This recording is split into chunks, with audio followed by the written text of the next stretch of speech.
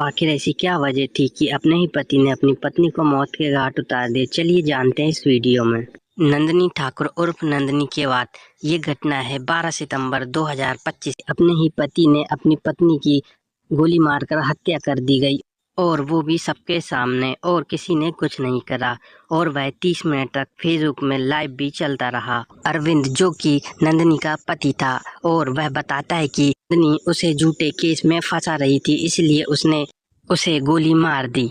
तो अरविंद बताता है कि नंदिनी एसपी के पास से झूठे केस के मेरी रिपोर्ट लिखा के आ रही थी उनके दोनों दोस्तों के साथ, जिसका नाम अंकुश पाठक और कल्लू पंचाल था।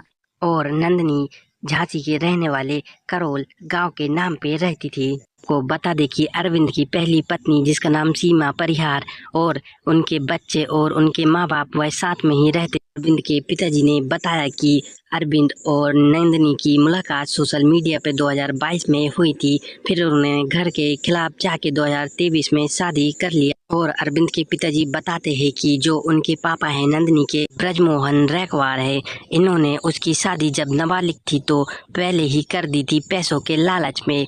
वह दतिया के किरोना गांव में, जिसका पति का नाम है गोटीराम केवल। और नंदिनी की मां ने बताया कि नंदिनी सिर्फ 8वीं पास है, और पहले पति से उनके 2 बच्चे हुए, जिसमें एक की तबीयत खराब होने से अस्पताल में ही मौत हो गई। और उन्होंने बताया कि उसके बच्चे को वहीं अस्पताल में छोड़ के चली गई, और अगले ही दिन उसके पहले पति पर ही केस कर दिया कि मारपीट करता है और देह व्यापार करा, तो उसने उसे वहीं पे छोड़ दी। और एक मैडम ने उसे ब्यूटी पार्लर का काम पे लगा दिया। और इधर अरविंद के पिताजी बताते हैं कि ये रिलेशनशिप में चली गई छोटेलाल मांझी के साथ, और ये छोड़कर वह दूसरे रिलेशनशिप में चली गई, जिसका नाम है निमलेश सेन। और बताते हैं कि फिर इनने अपने तीनों दोस्त के साथ मिलकर उसकी भी हत्या कर दी। और फिर यह 4 साल जेल में रहती है, 2017 से 2022 तक।